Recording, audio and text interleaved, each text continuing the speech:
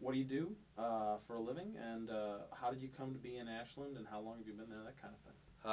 Been a resident of Ashland for a little over 12 years. Married. I have 2 children. Both have graduated from Southern Boone schools. I have worked for Kraft Foods for 32 years. Presently the engineering manager and maintenance manager at the Kraft Foods facility here in Columbia. Graduated civil engineering from the University of Wisconsin, master's in business from Southeast Oklahoma State. Now, you are the incumbent mayor, so what gives you a leg up, do you feel, in this election over your opponent? Let me give you a little background maybe of my experience with the city. I have been involved in experience with the city for about 10 years. I was on the planning and zoning starting in 2000. Was the planning and zoning commission chairman from 2002 to 2004. In 2004, I was elected to the Board of Aldermen and have been on the board for 3 terms. The last 2 terms, from 2006 through 2009 roughly, fall of 2009, I was a mayor pro tem. And the residing mayor had to leave town. He was for a job, not because he was run out of town, but so as mayor pro tem, I assumed the position of mayor. That is part of what the mayor pro tem does. So I have been mayor actually just about 5 months. I was in the late fall of 2009. I think some of the things that, obviously experience with the city, I think is what I would point to as a reason why I'm most qualified for the position. I've been working with the city again for 10 years. Have been in leadership roles, and I think my experience and leadership qualities would lend themselves to continue. And I like the job.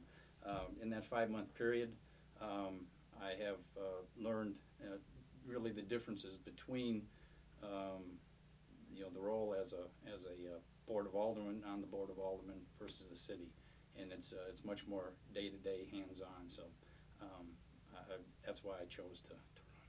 Okay. What right now? What do you think are the biggest issues facing Ashland? 5 things I think that I've kind of pointed to. First and foremost, I think right now, which is a big issue and is a hot topic, is the budget. We are in the budget planning process, finishing up the final touches for our next fiscal year, which starts in 2010 through 2011.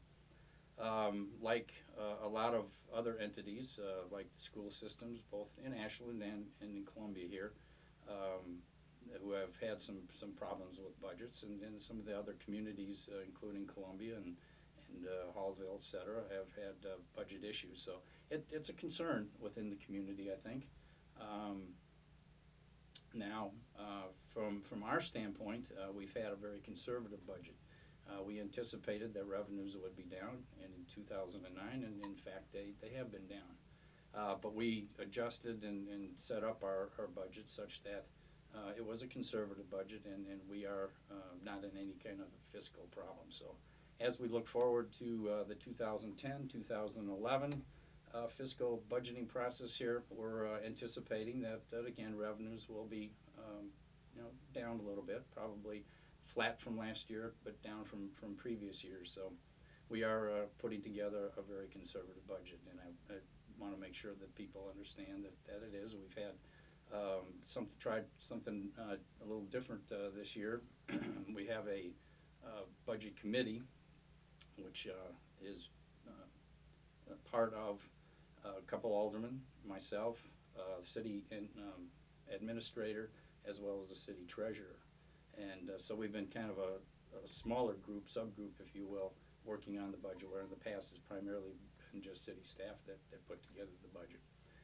We've had 1 public hearing already, and we anticipate or will be having another public hearing tomorrow night. So we're looking for community input to make sure that we're listening to the citizens of Ashland and constructing our budget along their needs. So that probably is the number one issue right now that we're looking at. Part of that, incorporated in that, is some of the infrastructure issues, like all communities, issues around streets and water and sewer lines, that sort of thing. Sidewalks are an issue. We do have a long-range plan that incorporates that. We're constructing our budget such that we can do as much as possible, prioritizing those projects and taking care of as much as we can. Along with that then is capital planning and capital projects. We have a big one that we're looking at engineering and starting implementation this year. We got a grant from the federal government for Main Street improvements, and so we'll take a look at that, but then take a look at some of the other capital projects, and we're putting together the prioritized list and taking a look at that, getting some engineering done this year so that we can do some projects next year. Fourth thing I would like to point out is economic development, trying to build our sales tax base. And that starts with taking a look at our present businesses and making sure that we're getting the word out as to what all business can be conducted within Ashland. I think there's a lot of people that are not aware of how diverse a business community that we do have. So first off, we're looking at how can we get the word out, what are our present businesses. And then as far as the economic development, how can we find compatible businesses to those existing businesses that can complement those businesses. And we'll be working with an internal committee where we've designated a subcommittee, working with a couple of the Ashland board, as well as community leaders. The Regional Planning Commission perhaps will play a role, READY will play a role, various businesses within the community. And then lastly, one thing that I would really like to implement and push forward is our comprehensive plan. We put together about a year or so ago a very good comprehensive plan, but we haven't really done anything with it. So I would like to push as mayor to prioritize those lists of projects and identified improvements, and really put some teeth behind that and implement that whole process. Now, you talked about a conservative budget. When you say conservative budget, did that include program cuts? What do you mean essentially by a conservative budget? Really balanced, I think. Taking a look at, when you sit down and budget, you look at, well, what are your proposed, or what do you anticipate will be your revenues? And we're very much on the conservative side. So anticipating what will the sales tax be for this coming year, property taxes, revenue from water, sewer, and trash collection, and that sort of thing.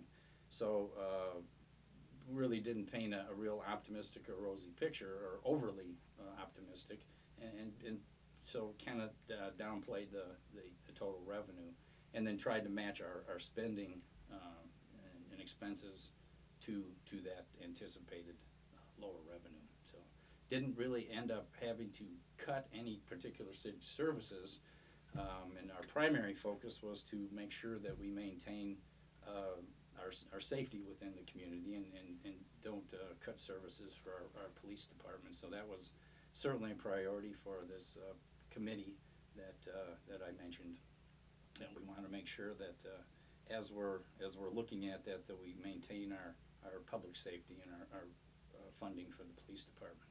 But overall, from the basic services that the city will be providing, we didn't really have to look at cutting.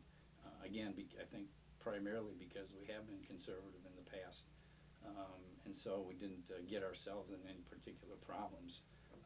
What that does mean, however, is that perhaps we can't do some of the maintenance, or much of the maintenance projects on the roads, on the sewer lines, on the water lines that perhaps we would like to do, but we'll have to do what we can do within the framework of that budget.